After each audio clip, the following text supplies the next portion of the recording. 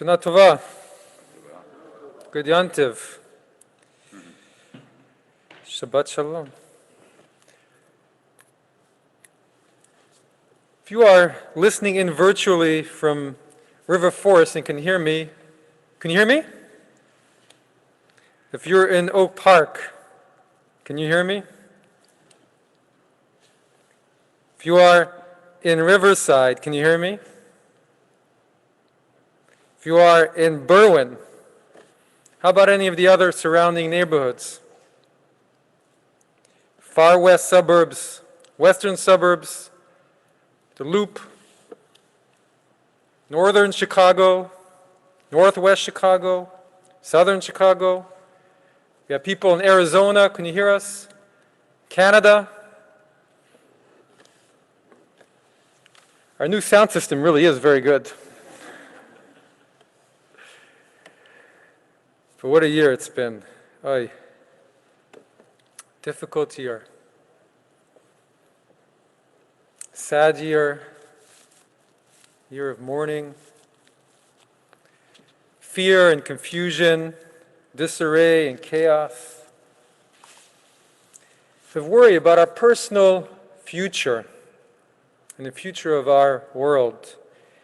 And it has had its silver linings. But at a certain point, when it all came too close, we did not want to talk about silver linings. The silver did not have much shine to it. So I would like to take a moment for all of us to just think about the loss.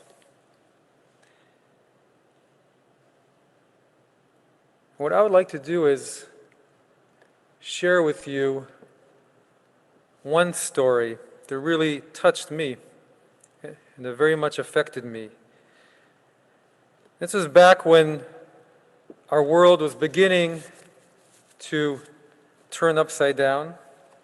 It was of a relative of a member of our synagogue, a young man whose name was Yoni. And he had young children, 3 and 1. He was in his 30s. He was the son of Israeli immigrants who were living in New York, and he got sick with COVID. And they're not sure where he got it from. And he was a healthy person, the life of the party, ebullient, loved by all. He loved to cook. He made every single recipe in Otto Lengi's Jerusalem cookbook for his Har Zion relatives. And we put his name on the Mishberach list the very first day our minyan came back to meet virtually. In fact, he was a catalyst for our minyan to meet virtually back when we were all shut down. And he was not doing well. He was on a ventilator in a hospital, among those first waves of patients. And his name and story, I know, we know, but there are many others that we do not. And then suddenly he was doing better. And he seemed to be on the road to recovery, on the upswing. But so, as it seems to happen so often with this strange new disease, they did not know back then, right, even half of what they know right now, before they knew about how the disease struck the body and the treatments that can help and the proning and all of that. But he got better, but then it came back. And they thought at the time it was from one of those storms where the immune system turns against the body. And he fought, but in the end he lost his fight.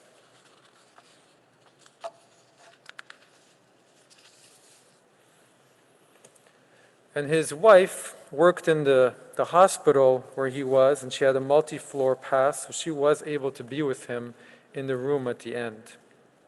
But like many, his parents were not allowed to visit, or his siblings. He was in the middle of the surge in New York, and his family got the call with the news. Our hearts still reach out to them. And his parents, who lived in the same unit as them, as his wife and his kids, couldn't go and visit because they also had COVID and were quarantined. But thank God for Skype and video calling and Zoom. Thank God for Zoom. Maybe we can say that's the 11th blessing in the morning, at least that. Thank God for Zoom. So we can see cats walking on keyboards and hear dogs barking. and see our friends who we usually only see in a coat and tie in all kinds of gear and hairstyles. Thank God for Zoom, who allows us to pray and see each other during this disease that's striking our entire world and upending all of our social habits. And we are social creatures after all, bringing them all to a halt. But Yoni's wife and his children, now without his presence in their lives. And we remember him and all the others. And now, 5 months later, Rosh Hashanah, Yom Hadin, the day of reckoning, the day of judgment. What do we do with that?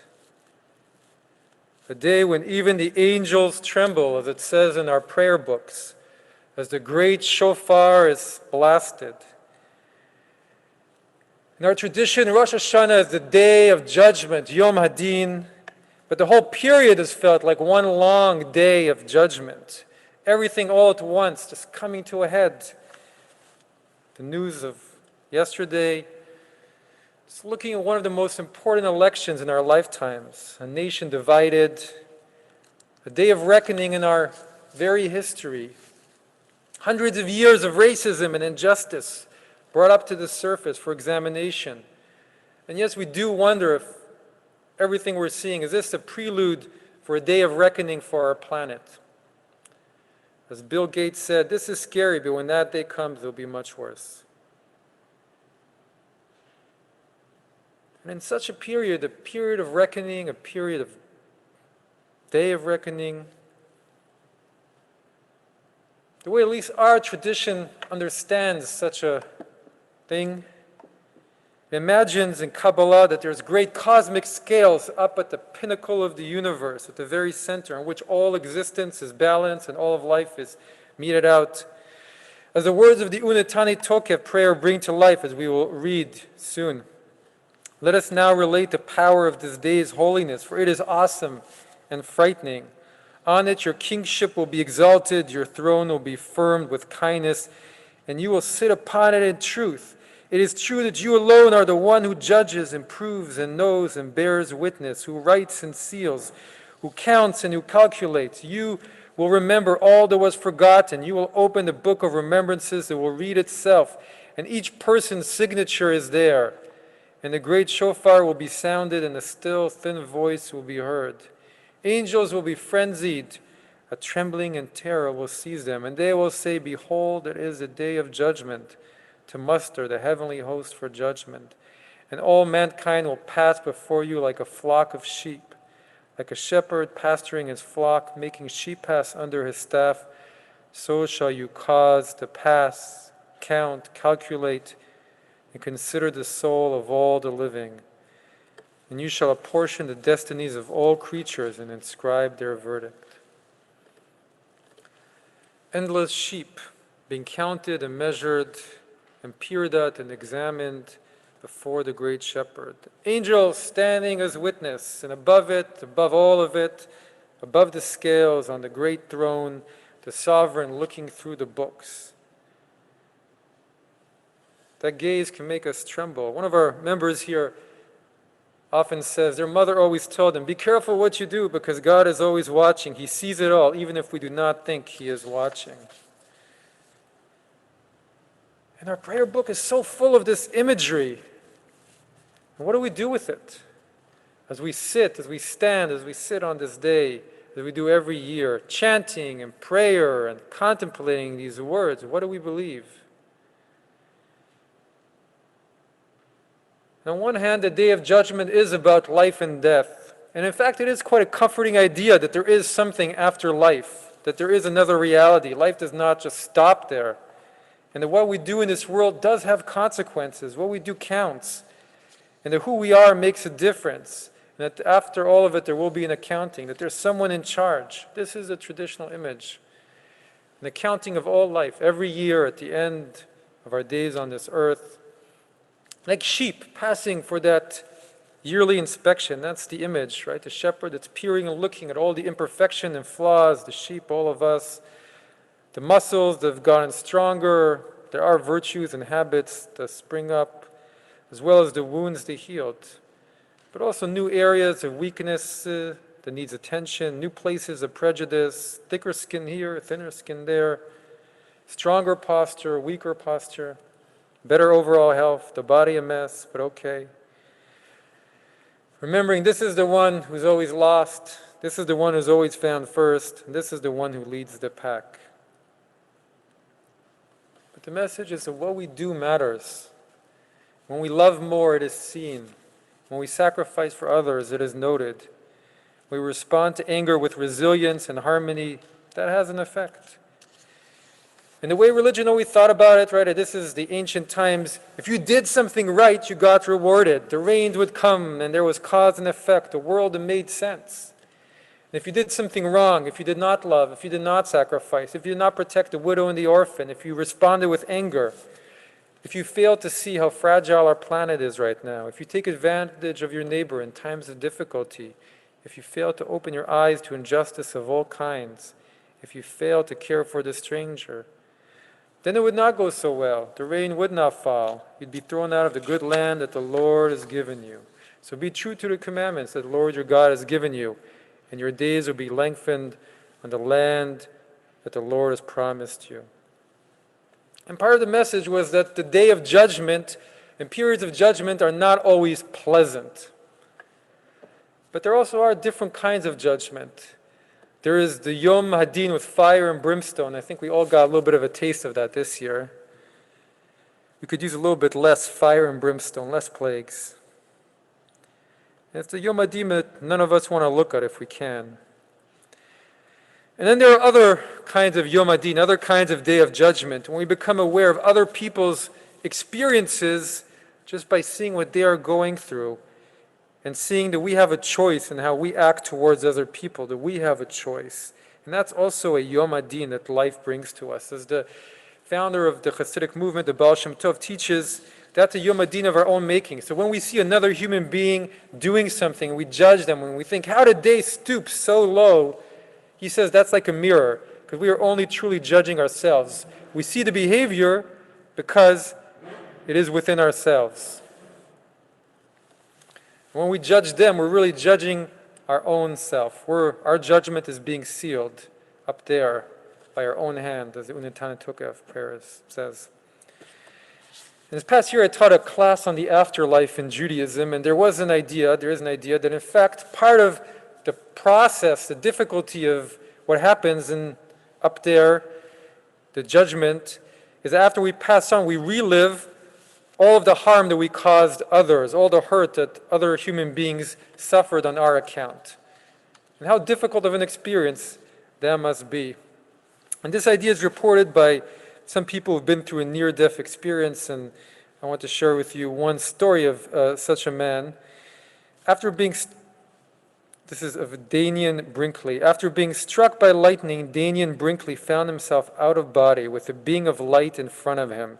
He immediately began to experience a replay of his whole life, somehow feeling and seeing everything that ever happened to him over the course of his life.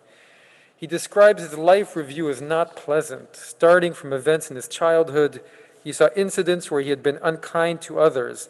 He then found himself in the bodies of those he had been mean to and felt the emotional pain that he had caused them. And this perspective continued through every negative incident of his childhood that came to mind. Sometimes he would also feel, in addition to the pain that he had caused others, the pain this had inflicted on the next person they reacted to. He saw the chain of emotional reactions, how we deeply affect one another. And this life review, including feeling the emotions of persons he had hurt or harmed, continued into his adult life, including his years in the military during the war in Vietnam. He relived incidents where he killed North Vietnamese soldiers, and he felt their sadness and confusion at suddenly dying. Daniel then felt the rest of the chain reaction, the sad feelings of the soldiers' families when they learned of the deaths. He relived all the kills he had made during the war in this multi-perspective fashion.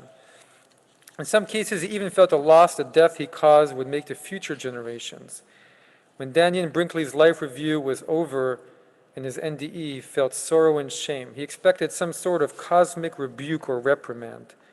But the being of light radiated only non-judgmental compassion and love, and the being of light telepathically communicated to him, who you are is a difference that God makes, and that difference is love. And with these thoughts revealed, Danyan felt a spiritual blessing as the burden of guilt lifted from his soul. And the nature of Rosh Hashanah, of Yom HaDin this year, of all years, is that we are all thinking about our own personal Yom HaDin. Each one of us is judged, each one of us is weighed as we pass under the rod of the shepherd. A joke I heard this year, of one high holidays, the rabbi is giving a fire and brimstone sermon, and he thunders to the entire congregation, on Rosh Hashanah, all of you, every single one of this member of this congregation is being judged as his gaze goes around the room, and everybody is frozen in their seats, silent. But there's one man who keeps smiling and looks not bothered in the slightest. And finally the rabbi says, why are you smiling like that? And he says, I'm not a member of this congregation, I'm just a guest here.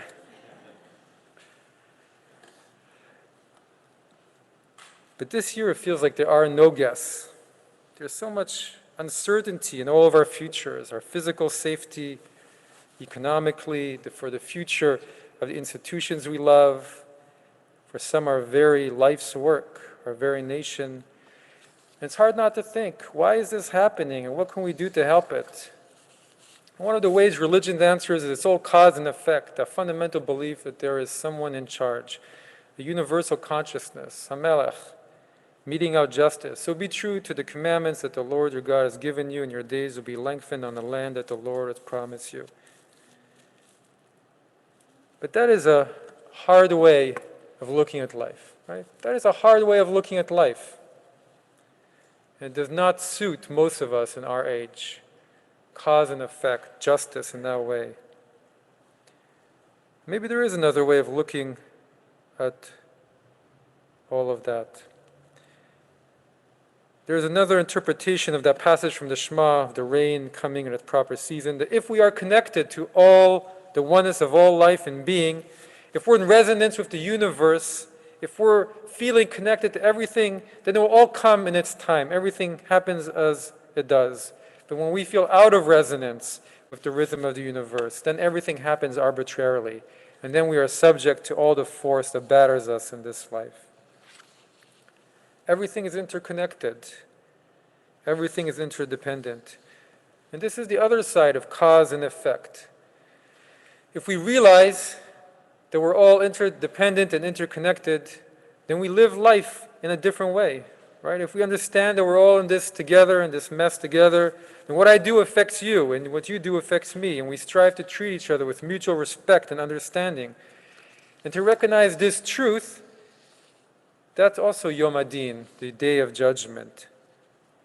Everything we do has an effect on people across the world. And has there been any doubt of that in these past months, of that truth, right? A Facebook post in Italy suddenly can lift up our spirits here in Chicago. And a medical post about the virus in England can help educate our doctors here. And when we do not learn the lessons in one nation to another, it leads to disaster. And what is really Yom HaDin, the day of judgment, the center of our high holidays? It's teaching us that everything in this precious, beautiful world of ours is connected to something else, and that we're all part of the same consciousness. I had this thought as a rabbi watching an opera star singing Amazing Grace in front of a cathedral in Milan. And all those videos of thousands of people in the choir around the world harmonizing together. And when your mind is in the World Wide Web, but your feet, because your feet can't leave your home, you meet the whole wide world. And the Day of Judgment is really saying, we're all in this together. We're all in this together.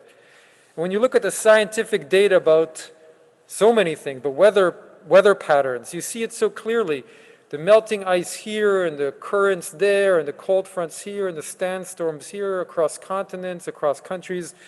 One ecosystem. And I was reading a piece in the Scientific American about how the latest data, how the melting ice in the changes the currents in the oceans, and then that allows the cold air to come down further, and that's what causes the polar vortexes that keeps us at home fighting for the remote control.